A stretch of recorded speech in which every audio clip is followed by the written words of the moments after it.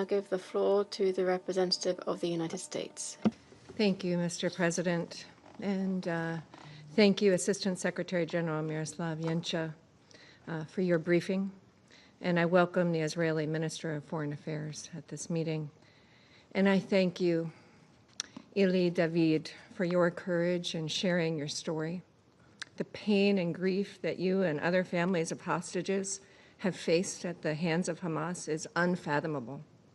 And the United States stands with you and will continue to work to free all of the remaining hostages, living and deceased.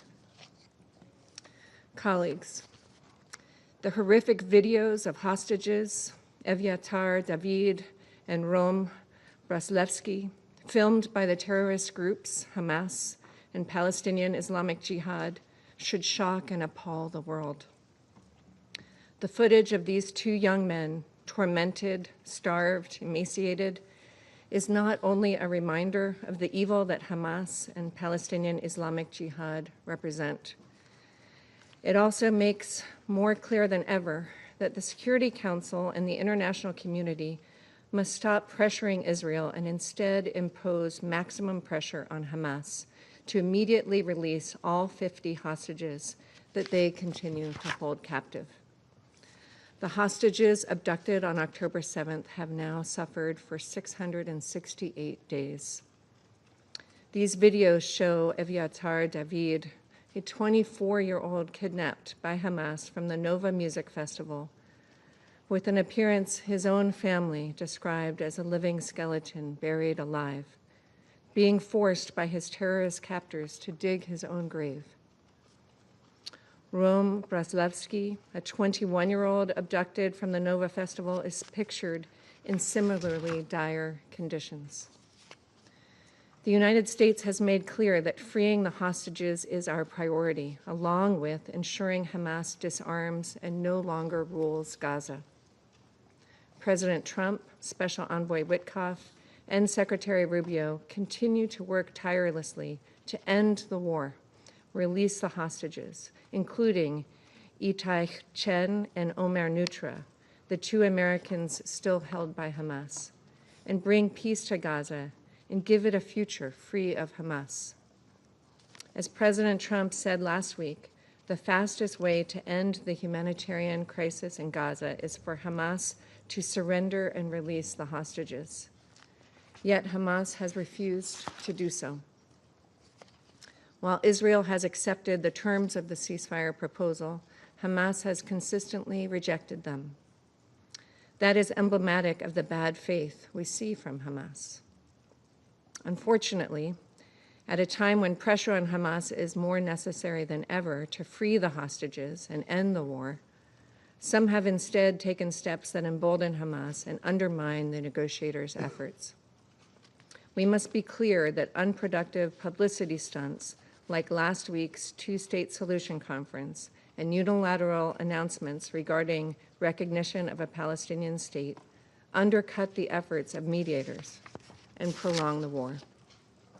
These gifts to Hamas not only imperil the hostages, they also hurt the civilians of Gaza, who continue to suffer what President Trump has recognized as real starvation.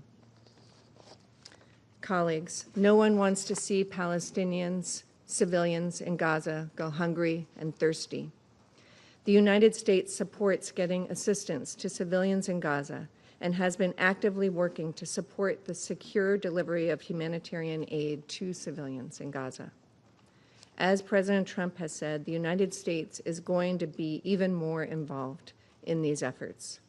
On Friday, Special Envoy Witkoff and Ambassador Huckabee traveled to Gaza, where they met with the Gaza Humanitarian Foundation and other agencies and visited GHF aid distribution sites.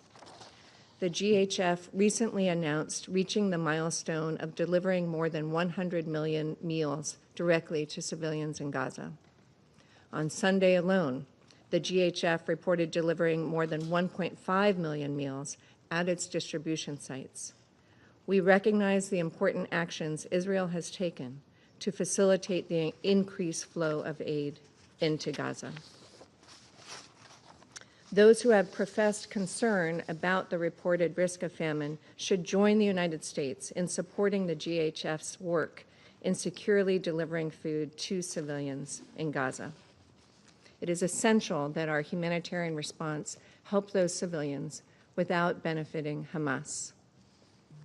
Mr. President, countries, including the members of this council, face a choice: whether to continue with actions that reward and encourage Hamas, or whether to hold the terrorist organization responsible for its actions. We should all be able to agree that the hostages must be freed without further delay, and that Hamas can no longer rule Gaza and must disarm. The hostages must be returned home, and Palestinians in Gaza must be allowed to begin a new chapter free of Hamas. President, we have once again heard members here make allegations of genocide. These allegations are politically motivated and categorically false. They are part of a deliberate, cynical propaganda campaign as Hamas attempts to win symbolic victories to compensate for total defeat in war. The United States refutes these allegations entirely. The United States fully supports Israel's right to defend itself against Hamas's terrorism. Israel has taken numerous measures to limit harm to civilians and to address humanitarian needs. The loss of civilian life in Gaza is tragic, but the responsibility for this rests with Hamas, which could stop the fighting today by agreeing to the ceasefire already accepted by Israel.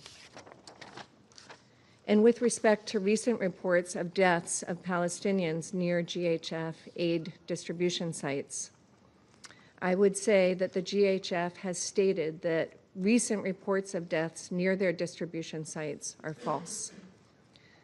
The most recent tragedy occurred near UN convoys after they passed through the Zakim crossing. The UN continues to turn down the GHF's offers to collaborate and coordinate efforts. We mourn the loss of all innocent lives and agree that more assistance needs to safely reach those in need. And we encourage all to support the GHF's efforts. President, in closing, the United States calls upon all countries to join together and say with one clear voice that Hamas must immediately surrender, release all the hostages, both those living and those who have already been murdered at the hands of Hamas, and allow this war to end. I thank you. Agradezco. I thank the representative of the United States for the statement. And I now give the floor to the representative of Slovenia.